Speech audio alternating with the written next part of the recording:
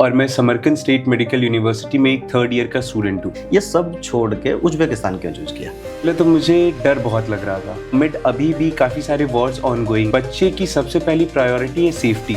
डर तो था सर, क्योंकि हॉस्टल के प्रेमिसेस वगैरह काफ़ी अच्छे इंक्लूडेड थे सारी चीज़ बच्चों को लेकर। पेरेंट्स का आपका क्या रिएक्शन था जब आपने पहली बार उनको बोला कि मुझे एमबीबीएस करने अब्रॉड जाना है? क्योंकि उन्हें लगता था कि बाहर से एमबीबीएस करना काफ़ी एक्सपेंसिव होगा, करोड़ों में जाएगा, और जो बजट है वो भी काफ़ी हमारी पॉकेट में रहता है। वो ये है कि बच्चा कितना खुद कोशिश कर रहा है। हमारे बैच में भी 11 स्टूडेंट्स ही हैं। जो पूरा बैच है उसमें सिर्फ 11 स्टूडेंट्स है। सुई घर की याद वगैरह आने लगी, काफ़ी ज़्यादा परेशान हुआ मैं। और पेरेंट्स और बच्चे इस बात को लेकर बहुत ज़्यादा डरते हैं इस बात से। And the best thing is कि हॉस्पिटल्स में भी क्लासरूम्स हैं जहाँ पे हमारे लाइव सेशंस चलते हैं। सर एग्जाम का पैटर्न आई वोंट से कि बहुत इजी है, बट हाँ प्रिपरेटरी है, क्योंकि एग्जाम सिर्फ एक टाइप के नहीं होते हैं। रिटन भी होता है, वाइवा भी होता है, एंड आपका एमसीक्यू भी होता है। सर क्लासेस का जो परसेंटेज है वो थोड़ा सा स्ट्रिक्ट है। अनलाइक इंडिया, यहाँ 60% 70% अटेंडेंस नहीं, यहाँ 100% अटेंडेंस रिक्वायर्ड होती है। सर हॉस्टल लाइफ का सबसे पहले तो ये है कि hostel life is the best life. Better first year तो हॉस्टल कंपलसरी है, that is in every college, which is very beneficial, क्योंकि इंडिया में जो हॉस्टल्स होते हैं उसमें मोस्टली वॉशिंग मशीन नहीं होती है। बेस के लिए उन्होंने अलग से बर्तन रख के अलग से बना के दे। हाँ जी सर। उनका अपनी यूनिवर्सिटी के बारे में कैसा परसेप्शन है? किस तरह से वो सोचते हैं, किस तरह से वो बताते हैं? स्पेशली ताशकंद के जो बच्चे हैं उनका काफ़ी अच्छे से रिव्यू आया है, क्योंकि उनको ये बताया जाता है कि फोरम्स में जो है पार्टिसिपेशन उनके लिए बहुत ज़्यादा है। इस बजट में हम यूएसएमएलई, प्लैब और एफएमजी वगैरह सबके लिए हम कैपेबल हैं। हेलो स्टूडेंट, आज हम बात करने वाले हैं एक नए टॉपिक के बारे में, उज्बेकिस्तान के एजुकेशन सिस्टम के बारे में। यहाँ पढ़ाई कैसे होती है, या यूनिवर्सिटी में कैसे बच्चे पढ़ने जा रहे होते हैं, या टीचर कैसे पढ़ा रहे होते हैं। यहाँ की यूनिवर्सिटी से रिलेटेड सारे पॉइंट आज हम कवर करेंगे। यहाँ पे क्या कैसे चलता है, यहाँ का एजुकेशन कैसा होता है, यहाँ पे क्लिनिकल एक्सपोजर कैसा है, एवरीथिंग हम आज कवर करेंगे। और इसके लिए आज हमने बुलाए हैं हमारे बहुत ही स्पेशल एक गेस्ट हैं जिनका नाम है मोहम्मद हफीज़। तो मोहम्मद हफीज़ से हम जानेंगे सारी चीज़ें, ये लोग कैसे पढ़ाई कर रहे हैं, ये लोग कैसे कॉलेज जा रहे होते हैं, इनका क्या रूटीन रहता है। ये यहाँ पे थर्ड ईयर स्टूडेंट हैं। अब थर्ड ईयर के बाद थोड़े टाइम में इनके एग्ज़ाम होने वाले हैं, उसके बाद ये फोर्थ ईयर में आएंगे। तो अभी हम हफीज़ से ही सारी चीज़ें सुनेंगे, हम पॉइंट टू पॉइंट इनके साथ क्वेश्चन करेंगे, ये लोग इनसे पूछेंगे हम सारी चीज़ें। तो जो भी इनके जेन्युइन रिव्यू होंगे, जो भी कॉलेज के बारे में, उज्बेकिस्तान के बारे में, यहाँ के लोगों के बारे में, यहाँ के कल्चर के बारे में, ये सारी चीज़ें आपके साथ हम डिस्कस करने वाले हैं अभी। तो अभी हम शुरू करते हैं। Hello Hafeez. Hello sir, first of all thank you so much कि आपने मुझे इस पॉडकास्ट में इनवाइट किया। और मैं अपना एक छोटा सा इंट्रोडक्शन दे देता हूँ कि जैसा आपने बताया, मेरा नाम मोहम्मद हफीज़ खान है और मैं समरकंद स्टेट मेडिकल यूनिवर्सिटी में एक थर्ड ईयर का स्टूडेंट हूँ। दैट इज़ 6th सेमेस्टर अभी मेरा चल रहा है और मेरे एग्ज़ाम्स होने वाले हैं। मैं बिलोंग करता हूँ लखनऊ, उत्तर प्रदेश से। तो ये मेरा बेसिक इंट्रोडक्शन था। तो हफीज़, आपने Russia, Kazakhstan, Kyrgyzstan, India, Georgia, ये सब छोड़ के उज्बेकिस्तान क्यों चूज़ किया? सर सबसे पहले तो मुझे डर बहुत लग रहा था कि कौन सी कंट्री चूज़ करनी चाहिए, क्योंकि जैसा सबके दिमाग में ख्याल चलते रहते हैं, पेरेंट्स भी एक अलग से प्रेशर बनाते हैं कि कौन सी कंट्री चूज़ करनी चाहिए। तो उस टाइम वॉर्स भी चल रहे थे एंड अमिड अभी भी काफ़ी सारे वॉर्स ऑन गोइंग है। तो मेरे हिसाब से और एक पेरेंट की कंसल्टेंसी के हिसाब से कि बच्चे की सबसे पहली प्रायोरिटी है सेफ्टी, और एजुकेशन में भी कोई कॉम्प्रोमाइज़ नहीं होना चाहिए। तो उस हिसाब से मुझे सबसे अच्छा उज़्बेकिस्तान लगा, क्योंकि यहाँ सबसे अच्छी चीज़ जो है वो सेफ्टी है। किसी के लिए भी हो, लड़का लड़की, सबके लिए सेफ्टी बहुत अच्छे तरीके से है। और पढ़ाई जो है वो भी किसी तरह से कॉम्प्रोमाइज़ नहीं हो रही है, क्योंकि मैंने काफ़ी सारे सीनियर से बात करी, टीचर से बात करी, सबका रिव्यू यही था कि पढ़ाई जो है वो काफ़ी अच्छे से हो रही है, कोई भी कॉम्प्रोमाइज़ नहीं हो रहा है यहाँ पढ़ाई में। इसलिए बजट को लेते हुए भी मैंने उज़्बेकिस्तान को अपनी फर्स्ट प्रायोरिटी बनाई। कॉलेज जब आप चूज़ कर रहे थे, चूज़ करने के टाइम पे ऐसा कोई फियर, ऐसा कोई डर आपको था कि मैं उज्बेकिस्तान चूज़ करूँगा तो मुझे कुछ प्रॉब्लम्स आएंगे या कुछ अच्छी चीज़ें होंगी, या और कहीं मैं किसी और कंट्री को चूज़ करूँगा तो वहाँ पे और कोई अलग तरह के कुछ प्रॉब्लम्स आएंगे? तो आपको कोई ऐसा डर था यहाँ उज्बेकिस्तान आने से पहले? डर तो था सर, क्योंकि पेरेंट्स भी कह रहे थे कि वहाँ जाके कुछ पता ना चले, कुछ हो ना। बट हाँ, एक लैंग्वेज बैरियर थोड़ा सा मैंने फेस किया, जो कि पहले 1-2 महीने में तो रहा, बट एज़ यूजुअल मैंने बताया उज़्बेकिस्तान के लोग भी बहुत फ्रेंडली हैं। तो उन्होंने लैंग्वेज में भी मेरी काफ़ी हेल्प करी, लाइक डेली टैक्सी ड्राइवर से या किसी लोकल से ही हाय हेलो होता है, हाउ आर यू पूछते हैं, लोकल लैंग्वेजेस में ही बात होती है, तो उससे कम्युनिकेशन में काफ़ी हेल्प हुई। और सेफ्टी के रिगार्डिंग तो ऐसा था कि हॉस्टल के प्रेमिसेस वगैरह काफ़ी अच्छे इंक्लूडेड थे सारी चीज़ों में, तो मुझे नहीं लगता कि किसी तरीके से कोई प्रॉब्लम हुई। और सबसे अच्छी चीज़ जो है कि वो कंसल्टेंसीज जो हैं वो पेरेंट्स से काफ़ी अच्छे तरीके से जुड़ी हुई हैं, तो जो चीज़ें होती हैं वो डायरेक्ट घर तक पता रहती हैं, तो पेरेंट्स काफ़ी सेफ फील करते हैं बच्चों को लेकर। पेरेंट्स का आपका क्या रिएक्शन था जब आपने पहली बार उनको बोला कि मुझे एमबीबीएस करने अब्रॉड जाना है? वो उनका क्या रिएक्शन था? वो मम्मी तो पापा का? काफ़ी शॉक थे, क्योंकि उन्हें लगता था कि बाहर से एमबीबीएस करना काफ़ी एक्सपेंसिव होगा, करोड़ों में जाएगा। बट धीरे धीरे जब एक्सपोजर मिला, लोगों से मुलाकातें हुई, बाहर आना जाना हुआ, तो पता चला कि नहीं, यहाँ का सिस्टम काफ़ी बेहतर है दैन इंडियन के प्राइवेट कॉलेजेस से। पढ़ाई काफ़ी अच्छे तरीके से होती है, काफ़ी सारे नया एक्सपोजर मिलता है जो हमें सिर्फ इंडिया में नहीं मिल सकता, और जो बजट है वो भी काफ़ी हमारी पॉकेट में रहता है, जिसके बाद पेरेंट्स को काफ़ी रिलीफ मिला और मैं फाइनली उज़्बेकिस्तान आ गया। मतलब आपने पहले इंडिया में अच्छे से रिसर्च किया, आपने देखा वहाँ पे इतना महंगा है, करोड़ों में जा रहा है, ये सब किया, फिर यहाँ पे अच्छे से रिसर्च किया और आपने डिसाइड कर लिया कि आपको उज़्बेकिस्तान आना है फाइनली। बिल्कुल। तो आपका जैसे आपके खुद के यूनिवर्सिटी के बारे में बात करते हैं, समरकंद के बारे में बात करते हैं। आप बहुत फेमस यूनिवर्सिटी है इंडिया में फ़िलहाल ये, और पिछले साल भी बहुत अच्छे एडमिशन इसमें हुए हैं। आपकी अपनी यूनिवर्सिटी में पढ़ाई को लेकर कैसा माहौल है? सर, क्योंकि मेरे friends all over Uzbekistan and even different countries में भी हैं, तो मुझे एक आइडिया है कि यूनिवर्सिटीज़ में पढ़ाई कैसी होती हैं। बट इसमें जो मेन फैक्टर मुझे देखने को मिला वो ये है कि बच्चा कितना खुद कोशिश कर रहा है। जैसे अगर आप कहीं भी बैठे, इट डज नॉट मैटर कि आप फर्स्ट बेंच पे बैठे या लास्ट बेंच पे, बट अगर आपके अंदर क्वेरी है तो वो टीचर उज़्बेक हो, लाइक इंडियन हो, पाकिस्तानी हो, कोई भी टीचर हो, सर वो टीचर आपकी हेल्प करेगा। बट द थिंग इज कि आपके अंदर वो क्वेरी होनी चाहिए, जानने की एक इच्छा होनी चाहिए कि आपको इसके बारे में जानना है। टीचर तो आपको 1 to 1 जान जाते हैं, वैसे भी 15 से 16 बच्चे एक बैच में होते हैं, इससे ज़्यादा होते भी नहीं हैं। कभी कभी किसी यूनिवर्सिटी में थोड़ा 20 तक लेके जाते हैं, लेकिन 20 से ज़्यादा तो मैंने उज़्बेकिस्तान में कहीं पे भी कोई देखा कहीं नहीं है सर। हमारे बैच में भी 11 स्टूडेंट्स ही हैं, जो पूरा बैच है उसमें सिर्फ 11 स्टूडेंट्स है। और सबसे अच्छी बात यही है कि अगर हम पढ़ाई कर रहे हैं और हमारा मन है उस सब्जेक्ट में, तो teacher without even the classes अलग से हमें टाइम भी देते हैं ओलंपियाड्स वगैरह के लिए या प्रिपरेशंस के लिए। हमें अक्सर टाइम देते हैं कि अगर आपको कोई भी क्वेरी है, एडिशनल कुछ पढ़ना है, तो आप ज़रूर आए हमारे पास। बट सेम थिंग की क्वेरी होनी चाहिए। मतलब आपका एक लाइन में कहने का मतलब यह है कि टीचर आपके बहुत सपोर्टिव है, बहुत सपोर्टिव है, सीधा सीधा। तो जैसे कुछ लोगों के दिमाग में रहता है, इंडिया में कुछ लोगों के दिमाग में रहता है कि यहाँ का इन लोगों का बिहेवियर कैसा होगा। तो आप टीचर के साथ तो रेगुलर टच में हैं ही सही, हर दिन आप 3 साल आपको रेगुलर हो गए यहाँ पे रहते रहते। तो टीचर का पढ़ाई के अलावा कैसा बिहेवियर है? पढ़ाई तो है ही अपने आप में कि आपने अभी प्रोफेशनल उनकी थिंग हो गई है, तो लेकिन पढ़ाई के अलावा जब भी आप बात करते हैं, कभी पर्सनल लाइफ पे, कभी कुछ और स्टफ हो गए, कभी आप लो फील कर रहे हैं, कभी आप कुछ और ऐसी चीज़ हो गई कि आपको टीचर के साथ बात करना कि बड़े हैं या वो मैच्योर हैं, तो मैं डिस्कस कर लेता हूँ, मैं काउंसलिंग ले लेता हूँ। तो टीचर का कैसा बिहेवियर है आपकी पर्सनल लाइफ में या आपकी ग्रोथ में, उनका कैसा हेल्प है?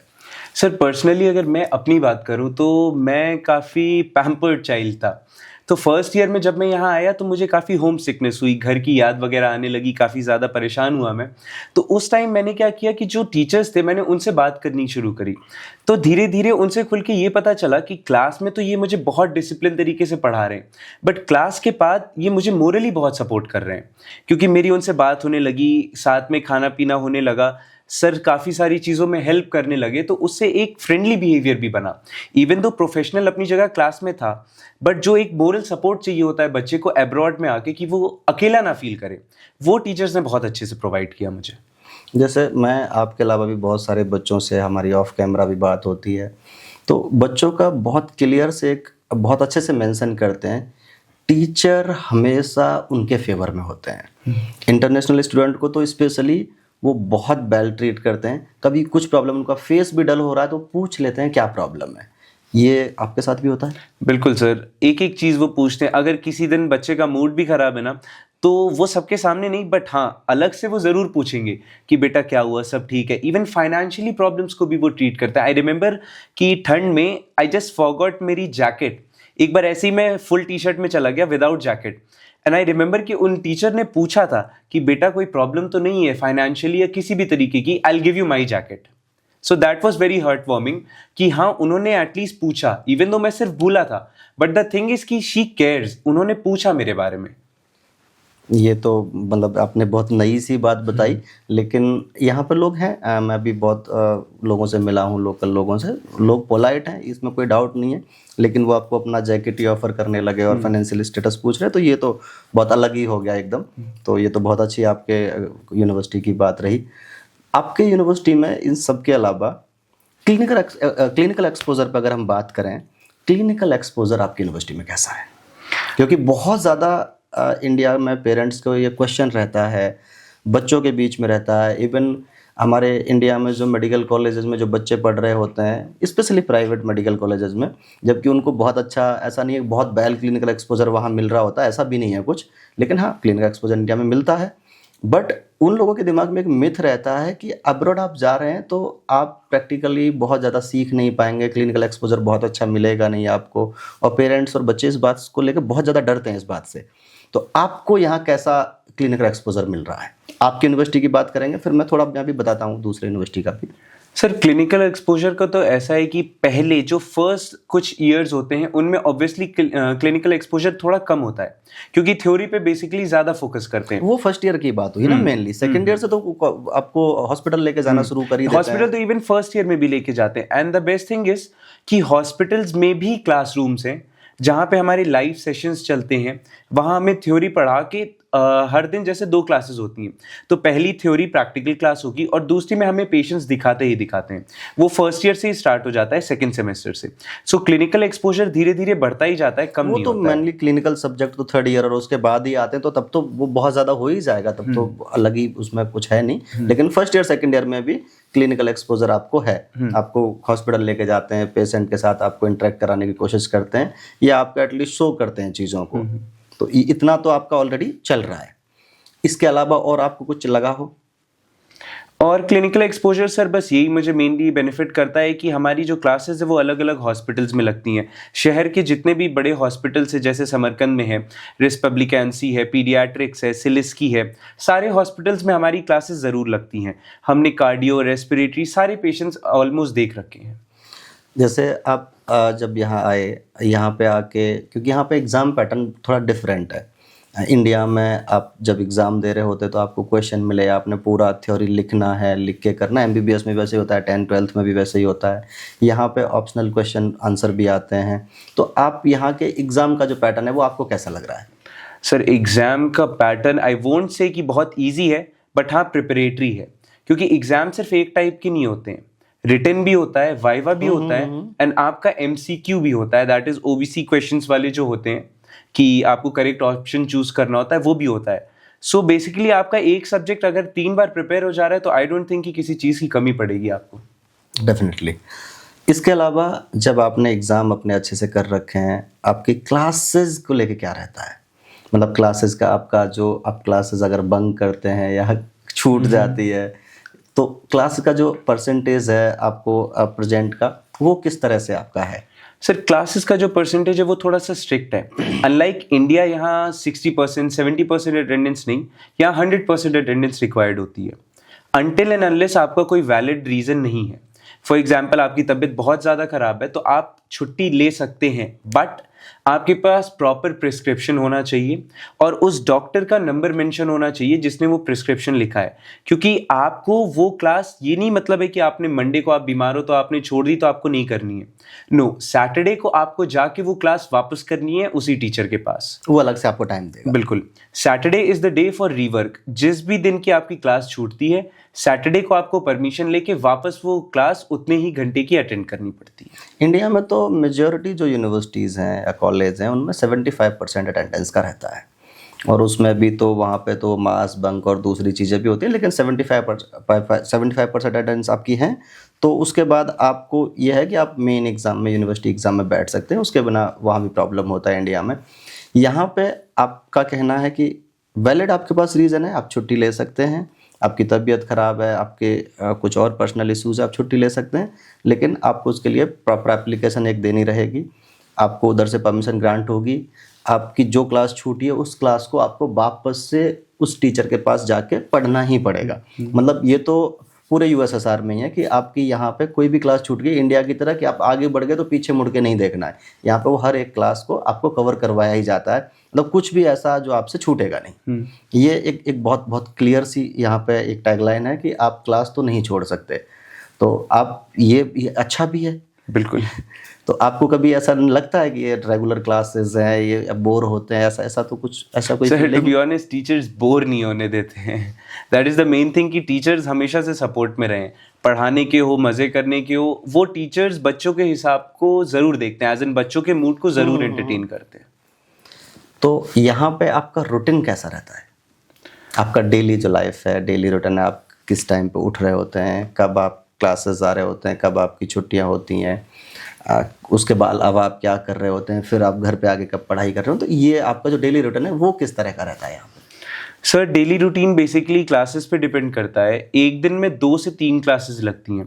सो एक class around 1 our and 30 minutes की होती है, यानी 1.5 घंटे की। तो 3 क्लास आप समझ लें 4 से 4.5 घंटे के बीच की होती है। हर क्लास के बीच में हमें 15 से 20 मिनट ब्रेक मिलता है। तो मेरा शेड्यूल ऐसा होता है कि अगर सुबह 8 बजे की क्लास है तो मैं अराउंड 6 AM उठता हूँ, नहा धो के नाश्ता वगैरह करके मैं बस, ट्रैम या किसी भी मोड ऑफ ट्रांसपोर्ट से मैं कॉलेज निकल जाता हूँ। और वहाँ क्लासेस अटेंड करने के बाद जो हमें ब्रेक मिलता है, वहाँ पे हमने मान लीजिए कॉलेज कैंटीन में कुछ खा लिया या बाहर कुछ खा लिया, वहाँ से हम आ जाते हैं अपने घर। और घर पे फिर थोड़ी बहुत साफ़ सफाई करने के बाद, खाना पीना बनाने के बाद हम वापस अपना पढ़ने बैठ जाते हैं, क्योंकि उसके बाद हमें टाइम नहीं मिलता है। खाना पीना बनाया हमने, पढ़ाई करी, और बाकी हम अगर जैसे कुछ बच्चे जिम जाते हैं तो जिम वगैरह कर लिया।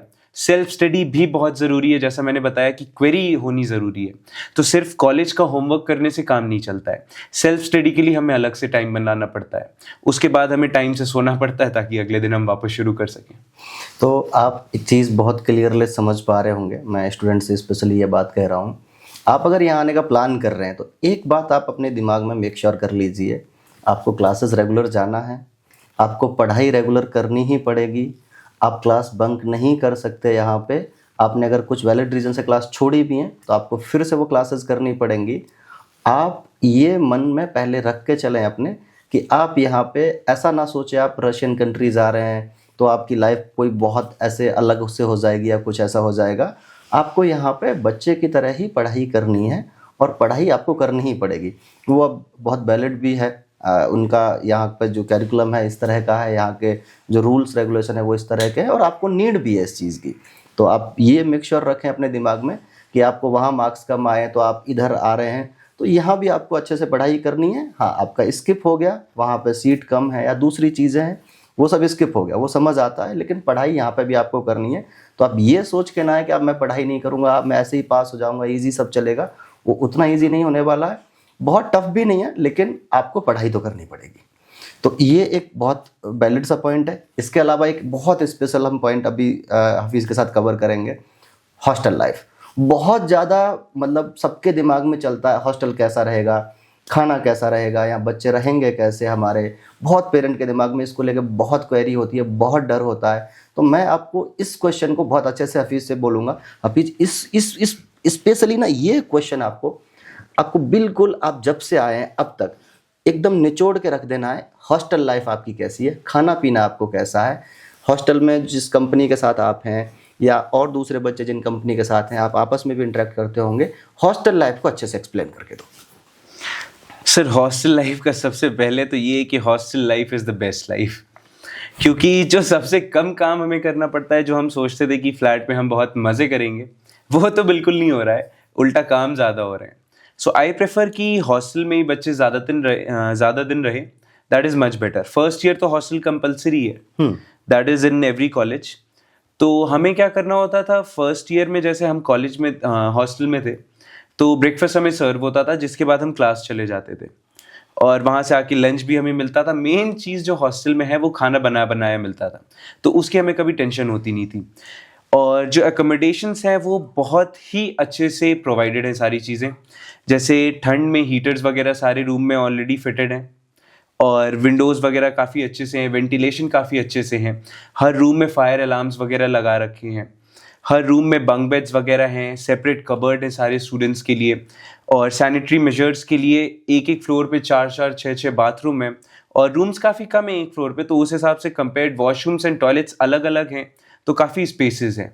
और वॉशिंग मशीन्स वगैरह प्रोवाइडेड हैं बच्चों को, जो चाहे तब यूज़ कर सकता है, विच इज़ वेरी बेनिफिशियल, क्योंकि इंडिया में जो हॉस्टल्स होते हैं उसमें मोस्टली वॉशिंग मशीन नहीं होती है, तो उससे बच्चों को काफ़ी दिक्कत होती है कि बच्चे महीने भर का कपड़ा एक साथ इकट्ठा करके और घर लेके चले जाते हैं। तो यहाँ पे वो काफ़ी बेनिफिशियल है कि आपके लिए 4-5-6 वॉशिंग मशीन्स प्रोवाइडेड है, आप जब चाहें वो फ्री रहती हैं, रूम्स ओपन रहते हैं, आप जाके वॉश कर सकते हैं। सो हॉस्टल लाइफ मेरे हिसाब से सबसे बेस्ट है। हॉस्टल आपको यहाँ के पसंद है? बहुत मतलब पसंद है सर, आपको- सिक्योरिटी वगैरह सब मिला के बहुत अच्छे से 24/7 कैमरा गार्डेड है, फेस अनलॉक से आपके जो एंट्रेंसेस हैं वो खुलते हैं, प्रॉपर टाइम पे आपके गार्ड्स लगे रहते हैं, लाइक 12 आवर्स की उनकी शिफ्ट होती है, हर हॉस्टल में 2 गार्ड्स मिनिमम है, एक मेन गेट पे और एक फेस रिकॉग्निशन मशीन पे। बॉयज हॉस्टल गर्ल्स हॉस्टल अलग अलग हैं? दोनों प्रॉपर्ली अलग हैं सर। प्रॉपर अलग अलग है। इवन समरकंद का तो मैंने भी देखा, डिस्टेंस भी काफी है दोनों के बीच में, तो सारी कंपनियों के लगभग अलग हैं, बॉयज हॉस्टल गर्ल्स हॉस्टल सब दोनों साथ में नहीं रहते। एक खाने को लेके, मतलब आपको खाने दोनों मिल जाते हैं, non veg veg, south Indian north Indian दोनों फूड अवेलेबल हैं? सर प्रॉपर बैलेंस डाइट है, प्रॉपर बैलेंस डाइट है, लाइक नाश्ते में भी अगर किसी दिन साउथ इंडियन बन रहा है तो नॉर्थ इंडियन भी बनेगा, ऐसा नहीं है कि अगर आप नॉर्थ इंडियन है आपको साउथ इंडियन फूड नहीं मिल रहा है, समथिंग आपको दोनों मिलेंगे, जो खाना है आप खा हाँ जी। लंच और डिनर में भी आपका डिसाइडेड है, अगर आप वेजिटेरियन हो आप वेज खाओ, नॉन वेजिटेरियन है तो आप नॉन वेज खाओ। हर एक मैंने जितना मैंने देखा है, वेज के लिए उन्होंने अलग से बर्तन रख के अलग से वो बना के दे, हाँ जी सर, और बंदा भी अलग रहता है, जो सर्व करता है वो बंदा भी वेज के लिए अलग रहता है, नॉन वेज के लिए अलग रहता है, तो इससे काफी मतलब बच्चों को दिक्कत नहीं होती, काफी अच्छी चीजें रहती हैं ये। और proper balance diet, proper Indian chapatis मिलती है हमें, बासमती राइस मिलते हैं हमें, और दाल और सब्जी तो रोज रहती है। अब मान लीजिए नॉन वेज है तो उस दिन कुछ और बन जाएगा, बट दाल रोटी चावल दीज आर फिक्स्ड, ये जरूर बनने हैं। बाकी नॉनवेज हफ्ते में हमें 3 से 4 बार तो कम से कम मिल जाता है सर। आपकी यूनिवर्सिटी के अलावा आपके दोस्त यहाँ पे दूसरे शहरों में दूसरी यूनिवर्सिटीज में हैं? हाँ जी। आपकी उनसे बात होती है? बिल्कुल। उनका अपनी यूनिवर्सिटी के बारे में कैसा परसेप्शन है, किस तरह से वो सोचते हैं, किस तरह से वो बताते हैं, उनकी यूनिवर्सिटियाँ कैसी हैं? सर काफ़ी अच्छा उनका भी रिव्यू है, स्पेशली ताशकंद के जो बच्चे हैं उनका काफ़ी अच्छे से रिव्यू आया है, क्योंकि उनको ये बताया जाता है कि फोरम्स में जो है पार्टिसिपेशन उनके लिए बहुत ज़्यादा है। लाइक समरकंद में हमें भी पता चलता है, बट हमारे लिए स्कोप आई वुड से थोड़ा सा कम है रादर दैन ताशकंद। ताशकंद वाले बच्चों को काफ़ी अच्छे से प्रिपेयर किया जाता है फोरम्स के लिए। यहाँ पे ये एक इसका एक रीज़न ये भी हो सकता है, लेकिन ओवरऑल जो स्टडी सिस्टम है, ओवरऑल एजुकेशन का जो पार्ट है, ओवरऑल खाने का पीने का, आपका हॉस्टल का जो है, ये इन सारे पॉइंट्स पे आप एक दूसरे से डिफरेंस फील करते हैं? नहीं सर, ऐसा नहीं है, ऑलमोस्ट सेम। Almost same. हाँ, क्योंकि लोग बिहेवियर तो सब एक जैसा ही है, तो टीचर सब वो सारी चीज़ें हैं ही सही। तो आपको यहाँ पे फाइनेंशियली हम थोड़ी सी बात करें तो यहाँ पे आपको लगता है वर्थ इट है यहाँ पे पैसे खर्च करना? पॉकेट फ्रेंडली होना एक अलग बात है, बट वर्थ इट है क्या? हम यहाँ आए, हम पैसे पे भी बात करेंगे कितना क्या होता है, लेकिन हम ऐसे सोचे जितना भी यहाँ पे खर्चा हो रहा है, क्या आपको फील आता है कि वो वर्थ इट है? आप करके यहाँ पे इजीली सब जो निकल रहे हैं, अच्छे से जो पढ़ाई लिखाई आपकी हो रही है, वो आप सेटिस्फाई हैं उस सबसे? सर टू बी ऑनेस्ट, जितनी फैसिलिटीज, जितना एक्सपोजर मुझे यहाँ मिल रहा है, आई डोंट थिंक कि मुझे इंडिया में उतना मिलता प्राइवेट कॉलेज में। तो बहुत सारे कॉलेज में 1 साल की फीस है आपका, टोटल 6 ईयर का। बिल्कुल। तो उस बजट में मोर देन इनफ मिल रहा है सर मुझे, क्योंकि काफ़ी सारी चीज़ें, काफ़ी सारे एक्सपोजर जो हमें यहाँ मिल रहा है वो बहुत ज़्यादा वर्थ इट है।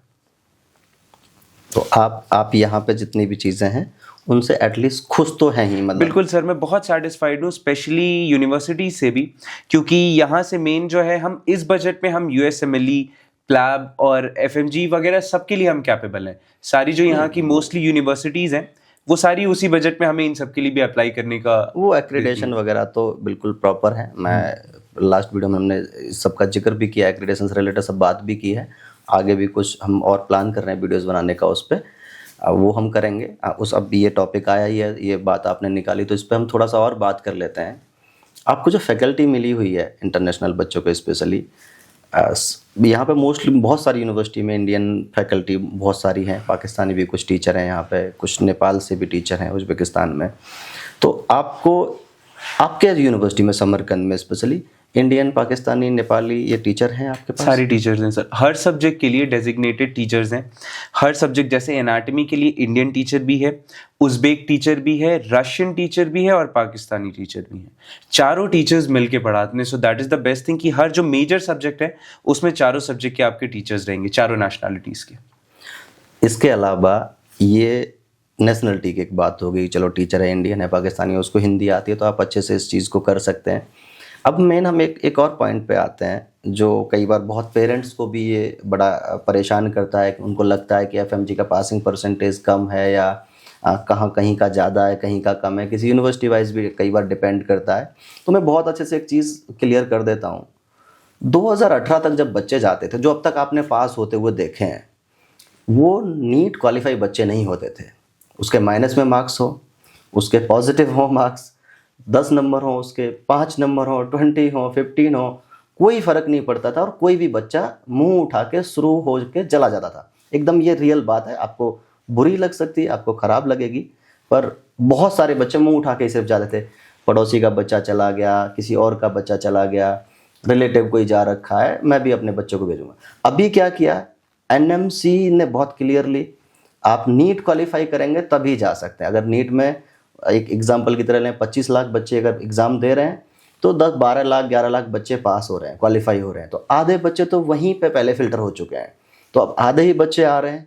फिर भी हम यहाँ पे कैसी फैसिलिटीज़ हैं एफएमजी की प्रिपरेशन के लिए, यूएसएमएलई की प्रिपरेशन के लिए या इनके बच्चों के पीजी के प्रिपरेशन के लिए, हम हफीज़ से इसके यूनिवर्सिटी के बारे में जानते हैं। फिर हम और भी बच्चों के साथ पॉडकास्ट करेंगे, अलग अलग यूनिवर्सिटी के बच्चों, उनसे भी जानेंगे सारी यूनिवर्सिटीज़ के बारे में, अलग अलग यूनिवर्सिटीज़ के बारे में। तो फिर आपको एफएमजी की प्रिपरेशन का किस तरह से यहाँ पे ये लोग हेल्प करते हैं? सर बीच बीच में मेनली टीचर्स तो आते रहते हैं, जैसे काफ़ी बड़ी बड़ी इंस्टीट्यूट्स के, कोचिंग्स के टीचर्स यहाँ आते रहते हैं। और इन्होंने जो एक बहुत अच्छी चीज़ करी है वो ये है कि जैसे अभी सेशन एंड होने वाला है मेरा, मई में मैं फ्री हो जाऊंगा, बट इन्होंने इंडिया जाने से पहले हमारी 20 डेज़ की एफएमजी की क्लासेस लगाई हैं। वो हर साल होनी है। इवन दो मिड में भी टीचर्स आते हैं, दिसंबर में भी अभी टीचर आए थे, अभी लास्ट फरवरी में भी टीचर आए थे। बट अब इन्होंने एक और कंपलसरी जो कर रखा है काफ़ी अच्छा, कि इंडिया जाने से पहले आपको 20 से 25 डेज़ की जो एफएमजी की कोचिंग की क्लासेस है वो आपकी यूनिवर्सिटी हेल्ड कराएगी, इंडिया से काफ़ी सारे प्रोफेशनल टीचर्स बुला के। हाँ, वो तो टीचर से बात है। तो इंडिया में जो पीजी की प्रिपरेशन करवा रहे हैं, एफएमजी की प्रिपरेशन करवा रहे हैं, अच्छे अच्छे कंपनी के जो टीचर हैं वही लोग इधर भी आके प्रिपरेशन करवाते हैं, तो वही आपको भी प्रोवाइड हो रहे हैं। बिल्कुल। तो हफीज़, आपका यूजी ख़त्म होने के बाद आगे के क्या प्लान है? सर सबसे पहले तो ऑब्वियसली मदरलैंड इंडिया का एग्ज़ाम क्रैक करना है, और उसके बाद आगे देखते हैं इंटर्नशिप वगैरह करके कि यूएसएमएलई प्लैब में क्या है, कैसे है, वहाँ पे क्या देना है। और एज यूजुअल इतना तो हमें कॉन्फिडेंस है कि हमारी यूनिवर्सिटी एटलीस्ट एक्रेडिबल है। यूएसएमएलई देना हो, प्लैब देना हो, हमारी मेन टेंशन ये नहीं है कि हमारी यूनिवर्सिटी उसे अलाउ करती है या नहीं, कम से कम हम ये सेटिस्फाइड है कि हमारी यूनिवर्सिटी को वो एक्रेडिशन प्रोवाइडेड है। नहीं, एक्रेडिशन समरकंद के पास नो डाउट सारे एक्रेडिशन है। आप ऑलमोस्ट वर्ल्ड में कहीं पे भी जाके काम कर सकते हैं, और यहाँ पे कई सारी अच्छी यूनिवर्सिटी हैं जिनके पास ऑलमोस्ट कहीं पे भी आप जाके काम कर सकते हैं। भले आप प्लैब दें, यूएसएमएलई दें, आप यूकेजीएमसी का एग्ज़ाम दे रहे हैं, चाहे आप कनाडा का एग्ज़ाम दे रहे हैं, चाहे ऑस्ट्रेलिया का एग्ज़ाम दे रहे हैं, आप कहीं का भी एग्ज़ाम दे रहे हैं, या फिर आप सऊदी वगैरह का, दुबई का, इनके भी एग्ज़ाम, जर्मन के एग्ज़ाम, सारी जगह पे आप लोगों को आप एलिजिबल हैं। उस चीज़, अब उस सब को तो सोचने की ज़रूरत है नहीं, लेकिन मेन चीज़ है कि आपको एटलीस्ट प्रिपरेशन करवाई जा रही है, तो उस पर ये अच्छी बात है। और आपको एक पता होगा कि आप थर्ड ईयर अभी ख़त्म होने वाला है, थर्ड ईयर के बाद यूएसएमएलई फर्स्ट आप दे सकते हो, तो क्या प्लान कर रहे हैं उसके बारे में? बिल्कुल सर, अभी कोचिंग्स में तैयारियां भी चल रही हैं। मैंने अपने कुछ टीचर से भी बात करी है यूएसएमएलई स्टेप 1 के लिए, तो उन्होंने भी काफ़ी सारे गाइडेंस दी है मुझे। अब बाकी देखते हैं, तैयारी तो ज़ोर शोर से चल रही है, बाकी तो जैसा होगा देखते हैं। आपको यहाँ पे शुरू से लेके अब तक, जब से आप आए हैं 3 साल में, जेन्युइन वे में कोई प्रॉब्लम कुछ फेस करने पड़े हों, आप उन प्रॉब्लम्स के बारे में भी कुछ अगर बता पाएँ तो? सर शुरू में मुझे, जैसा मैंने बताया, लैंग्वेज प्रॉब्लम्स हो रही थी थोड़ी सी, धीरे धीरे करके वो दूर हो गई। उसके बाद घर का खाना, हमेशा से घर पे रहा हूँ तो थोड़ा सा घर का खाना याद आ रहा था। बट हाँ, जब धीरे धीरे होने लगा तो पता चलने लगा भाई ये अच्छा खाना है, और ये भी हमें सेटिस्फाई करने लगा। उसके बाद होम सिक हुआ था मैं काफ़ी दिनों तक, तो वो टीचर्स ने काफ़ी सारी हेल्प करी, फिर नए नए दोस्त बने, काफ़ी अच्छे दोस्त बने जिनके साथ फिर सारी चीज़ें होने लगी, क्लासेस आना जाना होने लगा। तो पढ़ाई में फिर धीरे धीरे इतना एंगेज हो गए कि मुझे नहीं लगता कि सेकेंड ईयर से हमें कोई प्रॉब्लम आई है। जो बेसिक प्रॉब्लम्स थी वो फर्स्ट ईयर में थी, उसके बाद आई डोंट थिंक कि हमें कोई प्रॉब्लम्स आई हैं। आप जब मार्केट जा रहे हैं, आप पब्लिक ट्रांसपोर्ट यूज़ कर रहे हैं, आप ट्रेन बस यूज़ कर रहे हैं, या कहीं पे भी कुछ भी ऐसा कोई जिम आप जा रहे हैं, या कहीं पे खाना खाने आप जा रहे हैं किसी रेस्टोरेंट में, खैर आपके समरकंद में तो बहुत सारे इंडियन रेस्टोरेंट भी हैं, तो आपको लोकल लोगों का बिहेवियर कैसा लगता है टुवर्ड इंडियंस स्पेशली? करने लगेंगे आपके साथ, वो ये ज़रूर डिनोट करते हैं कि हाँ मैं आपकी कंट्री के शाहरुख खान को बहुत अच्छे से जानता हूँ। हाँ, ये मैंने भी नोटिस किया है। यहाँ पे अमिताभ बच्चन, शाहरुख खान, मिथुन चक्रवर्ती, स्पेशली वो पूरे यूएसएसआर में ही चलते हैं, उनका भी नाम बहुत ज़्यादा लेते हैं। तो ये चीज़ें यहाँ पे एक वे हो गया, चलो यहाँ के लोग आपको ऐसे लगे, अच्छे लगे। और मैंने खुद ने भी जितना नोटिस यहाँ पे किया है, ये इंडियन कल्चर को बहुत अच्छे से समझते हैं, बहुत अच्छे से जानते हैं, और इंडियन को बहुत लाइक करते हैं ये लोग। इसके अलावा एक पॉइंट हम लेते हैं, वो यहाँ पे गर्ल्स सेफ्टी को लेके। जब यहाँ पे आपके साथ भी लड़कियाँ पढ़ाई कर रही हैं, आपके बैच में भी होंगी, तो कभी आपको ऐसा कुछ उनसे सुनने को मिला है, किसी ने उनको कहीं रास्ते चलते कुछ परेशान किया हो, कुछ हरेस किया हो, कुछ, मैं नॉर्मल सी बोलूँगी जैसे अपने थोड़ा सा इंडिया में हो जाता है, कोई छेड़छाड़, कोई कमेंट करके चला गया हो, कुछ इस तरह की कोई एक्टिविटी, कभी कुछ ऐसा आपके किसी बैचमेट ने या किसी ने भी आपको बताया है, किसी लड़की ने आपको कभी? अभी तक तो बिल्कुल नहीं सर। इनफैक्ट मेरा जो बैच है उसमें भी ज़्यादातर लड़कियां ही हैं, फिर भी अभी तक मुझे ऐसी कोई कंप्लेंट्स नहीं आई। और जो मेन चीज़ है जो मैंने फर्स्ट ईयर में सेफ्टी के रिगार्डिंग देखा कि country, city, everything is very safe. और इसी वजह से मैं आपको एक बात बताऊं कि सेकेंड ईयर में जब मैं आया तो मैंने अपनी एक कज़न को भी इनवाइट किया, क्योंकि वो मेरे ही भरोसे पे यहाँ आई थी, क्योंकि मैं एक साल सीनियर था। तो उसे ऑब्वियसली मैंने पूरा प्रॉपर ट्रीट किया कि हाँ इट इज़ वेरी सेफ। और अभी तक उसके मुंह से भी मुझे कोई कंप्लेन नहीं आई है, उसको भी एक साल यहाँ पे कंप्लीट हो गया। So yes, it is very safe for girls, और तभी मेरे घर के बच्चे भी यहाँ पे आ रहे हैं। नहीं, ये यहाँ पे एक चीज़ है, ये विमेन डोमिनेटिंग कंट्री है, यहाँ पे फीमेल रेशो भी ज़्यादा है, और यहाँ पे फीमेल सेफ्टी को लेके लॉ एंड ऑर्डर भी बहुत बहुत टफ है, मतलब। तो यहाँ पे इस तरह की चीज़ें हो नहीं सकती। इवन मैं कई साल से यहाँ आ रहा हूँ, लड़कियां तो छोड़ो, मैंने यहाँ पे लोगों को आपस में झगड़ा करते नहीं देखा है। आपने देखा है? नहीं सर, इनफैक्ट एक्सीडेंट भी होता है तो उतर के पहले हाथ मिलाते हैं, ये गले मिलते हैं, फिर वो पुलिस बुलाएंगे दोनों, फिर आगे अपना वो सॉल्व करते हैं, जिस तरह से भी होता है उनका। तो ये चीज़ें हैं यहाँ पे बिल्कुल। इसके अलावा आपको यहाँ पे जो ट्रैवल है सिस्टम, यहाँ पर ट्रैवलिंग का जो सिस्टम है, वो यहाँ पे कैसा लगता है? टैक्सी, आपका लोकल ट्रांसपोर्ट, आपका पब्लिक ट्रांसपोर्ट, आपका ट्रेन सिस्टम, आपका फ्लाइट सिस्टम, एक दूसरे शहर से कनेक्टिविटी, आप ताशकंद तक आ गए, ताशकंद से समरकंद की कनेक्टिविटी, या किसी और शहर की, जितना भी आपको इस सब पे आइडिया हो। सर कनेक्टिविटी तो बहुत अच्छे तरीके से है, क्योंकि फ़्लाइट्स भी हैं इंटरसिटीज़, ट्रेन्स भी हैं काफ़ी सारी। एज इन समरकंद से ताशकंद ही अगर हम कंसिडर कर लें तो दिन की कम से कम 12-13 ट्रेन्स तो हैं ही हैं। और फ्लाइट्स चलती हैं, इंटरसिटी बसेस अवेलेबल हैं, स्लीपर सीटर दोनों में, शेयर्ड कैब्स चलती हैं, और यांडेक्स जो यहाँ की ओला उबर की तरह है, वहाँ पे कैब्स चलती हैं। बाकी सिटी के अंदर अगर हम देखें तो जैसे हमें क्लास वगैरह जाना होता है या एक डिस्टेंस से दूसरी डिस्टेंस जाना होता है, तो हम या तो बसेस से चले जाते हैं या ट्रैम्स या मेट्रो जो भी है हमारी सिटी में, उससे चले जाते हैं। और एक चीप ऑप्शन बहुत ट्रैवल करने का यांडेक्स भी है, क्योंकि जैसे इंडिया में कैब्स वगैरह चीप है, उससे भी ज़्यादा चीप मैं कहूँगा कि यहाँ पे है उज़्बेकिस्तान में, और उसके लिए हम ऐप्स यूज़ करते हैं यांडेक्स गो वगैरह। और पब्लिक ट्रांसपोर्ट का तो आपका ना 2000 सोम डाल 2000 दो सोम और सर, पूरे शहर में कहीं भी घूम लो। 14 रुपीज़ दैट इज़ अराउंड, उसमें आप पूरे शहर में कहीं भी घूम सकते हैं। सो आपने एक कार्ड लिया, 2000 सोम टैप किया, और आप पूरे शहर में कहीं भी जा सकते हैं बसेस या ट्रैम से। यहाँ पे जितना मैंने लगभग सारा कंट्री घूमा हुआ हूँ मैं, हर सिटी के लिए यहाँ से फ़्लाइट है, और दो तीन फ़्लाइट लगभग हर सिटी के लिए। ताशकंद से समरकंद के लिए भी कई सारे फ़्लाइट हैं। आपने यूज़ की कभी फ़्लाइट यहाँ से? सर मैं तो बहुत यूज़ करता हूँ, क्योंकि सही बताऊँ तो फ्लाइट्स भी बहुत चीप हैं। अगर मैं ट्रेन में मुझे थोड़ा सा भी लगा ना कि 2 मैं इसी सीट्स पे 3 आने सीट्स वाला था। अवेलेबल नहीं है, तो बस थोड़ा सा बजट बढ़ा के $20 में मैं आराम से फ्लाइट से आ जाता हूँ, और टाइम भी बहुत कम लगता है। 30-35 मिनट्स में मैं समरकंद से ताशकंद आ जाता हूँ फ्लाइट से।